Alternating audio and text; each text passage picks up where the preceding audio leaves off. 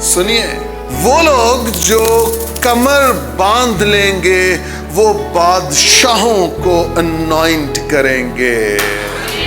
ہاللیلویا، ہاللیلویا۔ اب دیکھیے ہماری اسائنمنٹ، دیکھیے ہمارے کام، دیکھیے بائبل ہمیں کیا کہہ رہی ہے کرنے کو۔ ہمارے جو خدا کی طرف سے اسائنمنٹس ہیں وہ کیا ہے؟ ایک نبی دوسرے انبیاء زادے کو کہہ رہا ہے جو اس کا شاگرد ہے، کہہ رہا ہے کہ اٹھ، اپنی کمر باندھ، تیل لے اور جا، اور وہاں جا کر ایک خادم کو، ایک بندے کو بادشاہ ہونے کے لیے مسا کر دے۔